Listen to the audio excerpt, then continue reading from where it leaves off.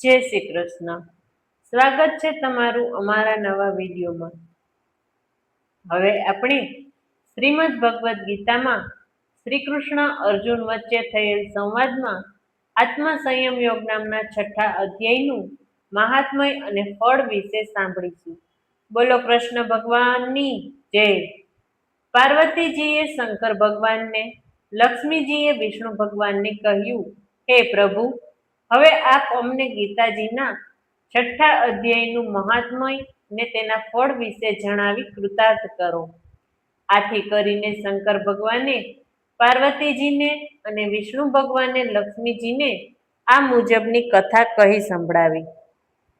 ગોદાવરી કિનારે પ્રતિષ્ઠાન નામનું સુંદર નગર હતું.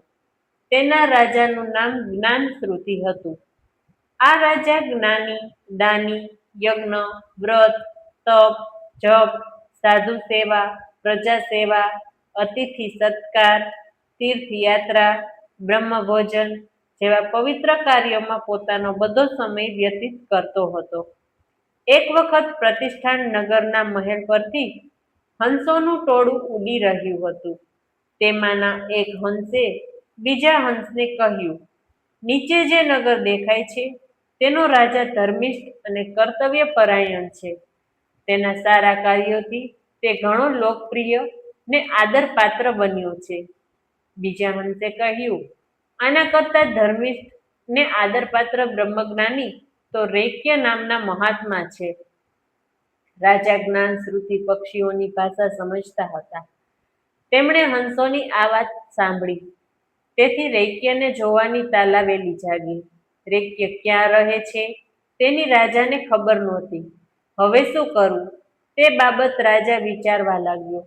તેમણે એક ઈલાજ અજમાવવા નક્કી કર્યું. તે રાજપાટ છોડી તીર્થાટન કરવા નીકળી પડ્યો.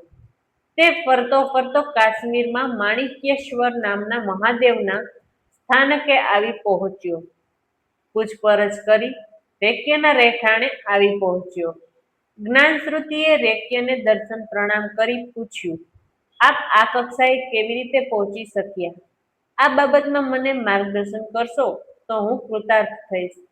આ સાંભળી મહાત્મા રૈક્યે કહ્યું, હે રાજન, હું નિત્ય ગીતાજીના 6થા અધ્યાયનો પાઠ કરું છું. તેના પ્રતાપે આટલી સિદ્ધિ હાંસલ કરી શક્યો છું. આ સાંભળી રાજા જ્ઞાનશ્રુતિએ પણ ગીતાજીના 6થા અધ્યાયનો પાઠ કરવા માંડ્યો. આ પુણ્ય બળે રાજા બધા સુખ ભોગવી છેવટે તે વૈકુંઠને પામ્યો. બોલો કૃષ્ણ ભગવાનની જય.